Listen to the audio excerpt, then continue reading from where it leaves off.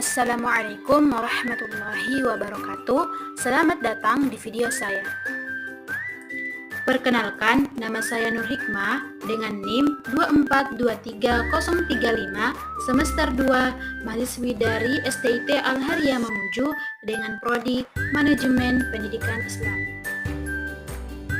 Melalui video ini, saya akan membahas salah satu materi penting dalam fikih, yaitu tentang hukum taklifi dan hukum wad'i yang merupakan bagian dari pembahasan usul fikih.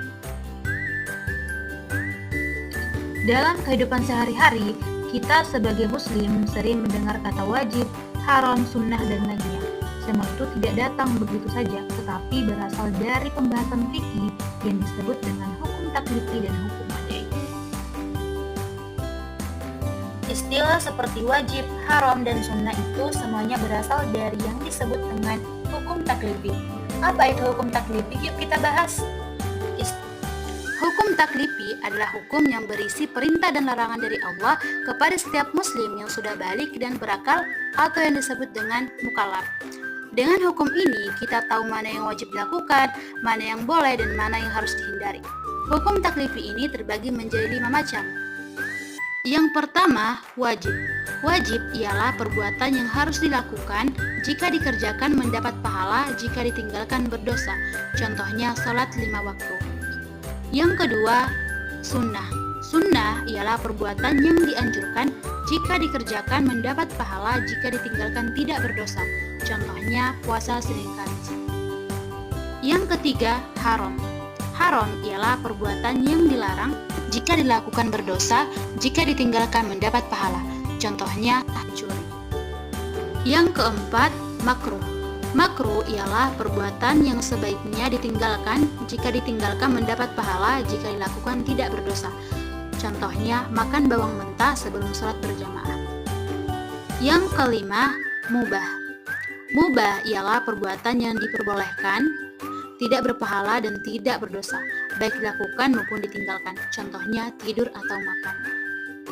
Selain hukum taklifi, dalam fikih juga ada yang disebut dengan hukum wad'i.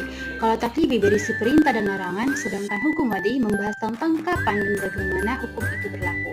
Hukum ini membantu kita memahami sebab suatu hukum bisa diwajibkan, apa saja syaratnya, dan apa yang bisa menjadi penghalangnya. Para ulama membagi hukum wad'i menjadi 3 bagian. Yang pertama, sebab. Sebab ialah sesuatu yang menjadi tanda dimulainya suatu hukum. Contohnya, terbenam matahari menjadi sebab wajibnya sholat maghrib, dan masuk bulan Ramadan menjadi sebab wajibnya puasa. Yang kedua, syarat. Syarat ialah sesuatu yang harus ada agar suatu hukum sah dilakukan.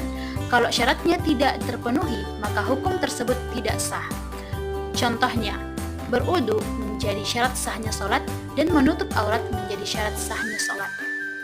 Dan yang ketiga, mani atau penghalang. Mani ialah sesuatu yang menghalangi berlakunya hukum walaupun sebab dan syaratnya sudah ada.